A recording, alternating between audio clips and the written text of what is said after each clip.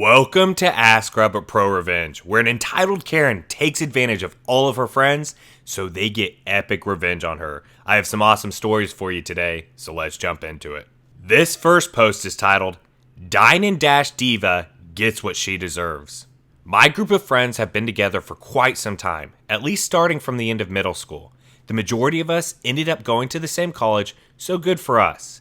Anyway, one of our friends has been acting unreasonably and starting drama for fun. It's been slowly building up for about a year. Now, gossip and rumors we can deal with because we know each other and we can usually pick the truth from lies easily.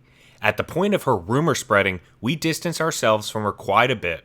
Her latest antics have been much different. For the sake of this story, her name can be D. In our area, cases have been low, so we've started to go out more with the whole gang. Extra precautions aside, things look to be normal. We eat at a semi-formal restaurant, as is our custom. Something about dressing up and treating ourselves is something we try to do as much as we can financially permit. Things seem fine until the bill comes and it's time for each of us to settle up. D starts to get shifty and starts tapping at her phone. She stands up quickly and says she needs to go. It's an emergency. She fast walks out of the dining room and out of sight. We try to text and call after, but no answer. We end up absorbing her part of the bill. A one-time favor for a friend in need, right? The second part of our routine is to go to the host's house, where we drink, watch movies, and have a good time. Kelly was to be the host this time. We're not much for gossip, but Dee's odd behavior mixed with her previous antics got us on the topic. All 6 of us shared some stories, and it looks like every one of us had some personal run-in with our friend.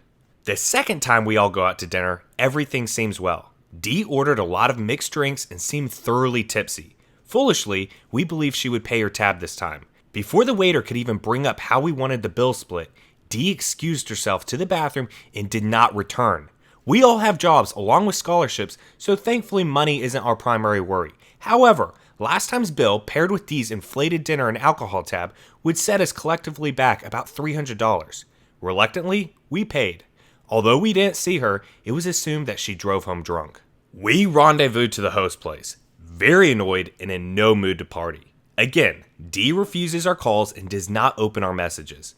We busy ourselves by trying to get in touch with some of Dee's other friends. Through the mishmash of conversation, it was revealed that Dee was receiving a stipend from her father that she was saving to buy herself a new Tesla.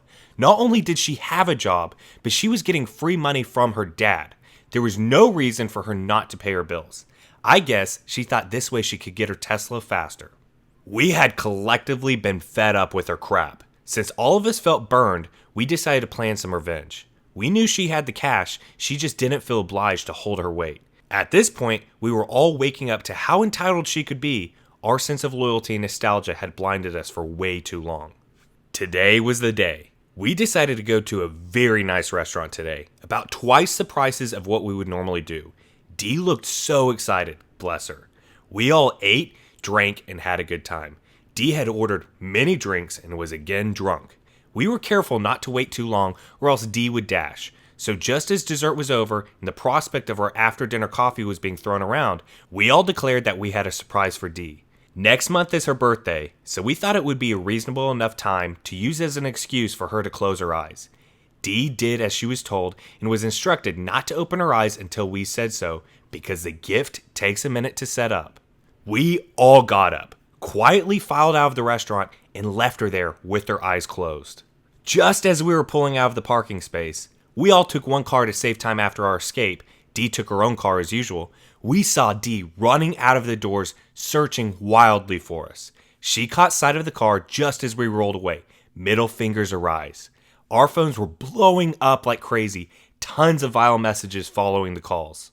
I got to thinking, the bill must have totaled around $700-ish for everyone. We would have never picked this place normally, although the food was very good. The rest of the gang headed to my apartment. About 30 minutes later, we received a message saying we owed her $738.17, along with a photo of the bill. She had the audacity to include her part of the bill in that amount as well, and judging by the receipt, she gave no tip. Classy. I replied with this message. Guess you'll have to dip into your Tesla fund. Take an Uber home before you lose your scholarship and your friends, boozer. We know you can afford it. To say she went crazy is an understatement. She went coconuts. She tore us a new one on Twitter, blocked us, then unblocked us to rip us some more, then blocked us again. Now Kelly, who has an alt Snapchat account, is treating us to her near psychotic rants about fake whores who never did anything for her. I guess that's us. Maybe next time she'll learn to pay for herself like an adult. Alright, I hope you guys enjoyed that first story. Before we get into the next story, if you guys could please do me a huge favor and hit that like button down below. It really does help the video out. And make sure to hit subscribe so you never miss any future videos. Alright, this next post is titled, Senior Manager Gets Me Fired. I turn things around and get her job and salary, plus see her breakdown, and then let her know exactly how I got my revenge. I was hired by a company as an assistant manager, a job I was well qualified for. The owner is rarely on site as he owns several businesses. The company is run by a general manager who hired me, but who works mostly second shift and who I, therefore, would have little daily contact with since I was hired for first shift. I was assigned to Ava for training. Ava was a manager and had been with the company for 5 years.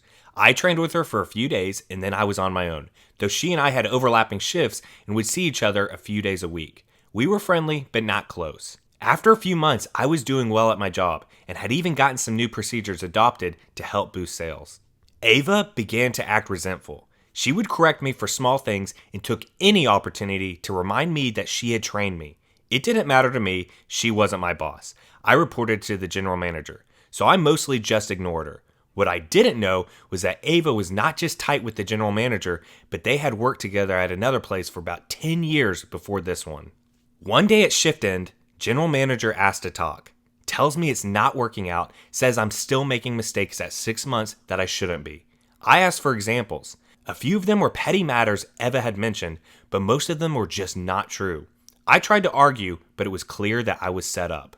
I decided to reach out to the owner since I had nothing to lose. He was sympathetic, but said he relies on the general manager to run the business and had to support her decision. Then he mentioned that if things hadn't been so bad between me and Ava, it probably could have worked out.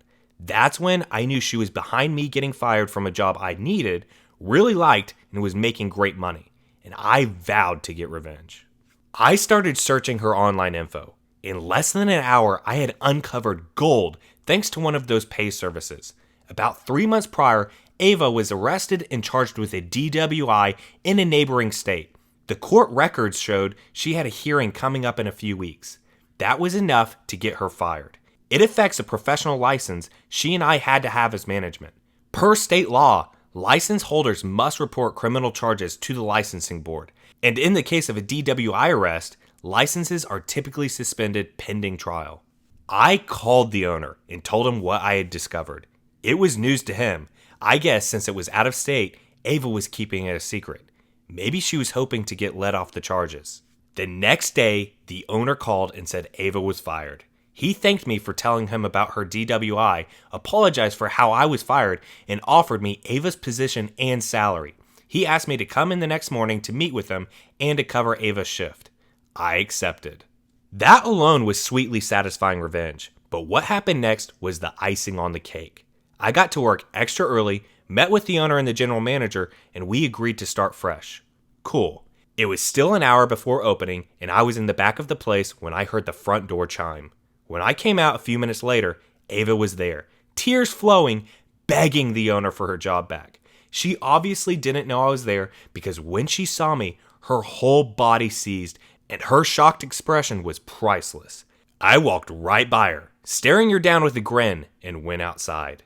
Ava came out a minute later and wouldn't make eye contact. As she walked away, I said, "Good luck on the 23rd. That was her court date. Alright, this next post is titled, Trick Me Out of My Laptop? You'll Give Me Your Car. 13 years ago, I was in my late teens, living on my own and really struggling to live financially. One of the few possessions I had was an old laptop. My laptop had stopped working properly, and while I'm fairly proficient in using a computer, I had no idea about fixing them. I did a bit of searching on the internet, but couldn't get it working, so I asked my stepdad to take a look. He has a quick look and says it's screwed, but he'll take it off my hands if I don't want it, so I said sure. If it's broken, then it's no good to me. 10 minutes later, I walk in the room and he's using it. I asked if he fixed it, and he says, "Yeah, thanks for the laptop." I was obviously pissed. My mom says she wasn't getting involved, and his only response was that he did a quick internet search to find the fix, and I could have done the same. I was broke, and he took one of my only possessions even though he had a PC and a laptop already. A few months later, I was visiting my mom and stepdad when I had an idea. While I'm useless with computers, I'm very competent with mechanics, specifically Audis, and my stepdad had a 2001 Audi A3. Before coming in the house, I went under his car and unplugged the oil lever sensor and a vac line for the turbo. Later on that day, he went to go to the shop or something when he started the car and it threw up oil warning lights on the dash and wouldn't boost, so he turned it off and had a look of concern on his face. I went out to ask him what's up and he said something had gone majorly wrong. He says something along the lines of a catastrophic turbo failure or engine failure. He's already spent quite a bit on repairs and didn't want to spend any more money on it, so spoke to my mom about just cutting his losses and scrapping it. I asked how much it's worth at the scrapyard, and he says 100 pounds, so I ever so graciously gave 120 pounds to take it off his hands to maybe part it out, which he accepts. He signed over the logbook, the title, and wrote me a receipt of purchase and handed the keys over. I walked outside, lifted the bonnet, pretended to look at my phone for a minute, went under the car and plugged the vac line and the oil sensor back in, fired it straight up, and drove around the block. When I got back, I gave him the thumbs up and said it's all fine now. His mouth was wide open, and he was mega pissed, and my reply was, "You could have found the solution too with a quick internet search." He tried arguing that it wasn't fair, and if it's working, then I can't just take his car, but I just said he didn't have a problem tricking me out of my laptop, and he's already signed the car over to me, so tough luck. My mom kinda laughed and said she's not getting involved and that it was kind of his fault. I still have the car to this day, and it's practically in showroom condition and runs sweet. Alright, that's going to wrap up today's ProRevenge video. I hope you guys enjoyed those 3 stories today. If you did, definitely drop a comment down below letting me know what your favorite story was and hit that like button. It really does help the video out. Make sure to hit subscribe so you never miss any future content. I hope you all have a great rest of your day, and I'll see you guys next time.